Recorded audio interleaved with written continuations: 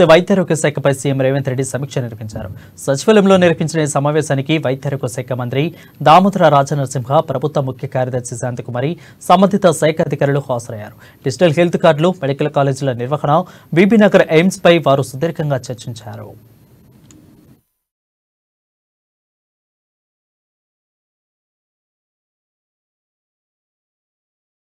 Medical college ఉన్న ప్రతి చోట నర్సింగ్, పారామెడికల్ కాలేజీలు ఉండేలా చర్యలు తీసుకోవాలని, ఇందుకు కామన్ పాలసీని తీసుకురావాలని అధికారులను సీఎం ఆదేశించారు. కొడంగల్లో మెడికల్ నర్సింగ్ కాలేజీల ఏర్పాటును పరిశీలించాలని సూచించారు.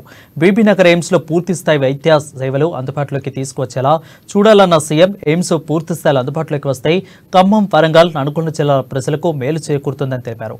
ఎయిమ్స్ను సందర్శించి పూర్తిస్థాయి రికార్డు తయారు చేయాలని ఆదేశించారు. అదేవిధంగా ప్రతి ఒక్కరికి డిజిటల్ హెల్త్ ప్రొఫైల్ సిద్ధం చేయాలని ఆదేశించారు. ఇందుకు అవసరమైన చర్యలు చేపట్టాలని, డిజిటల్ హెల్త్ ప్రొఫైల్ కార్డును ఒక యూనియన్ నెంబర్తో అనుసంధానం చేయాలని అన్నారు. అలా చేయడం వల్ల ఏదైనా అత్యవసర పరిస్థితుల్లో సరైన వైద్యం అందించడానికి ఆస్కారం ఉంటుందని అన్నారు. హెల్త్ ప్రొఫైల్ కార్డుతో ఆరోగ్యశ్రీని అనుసంధానం చేయాలని అధికారులను ఆదేశించారు.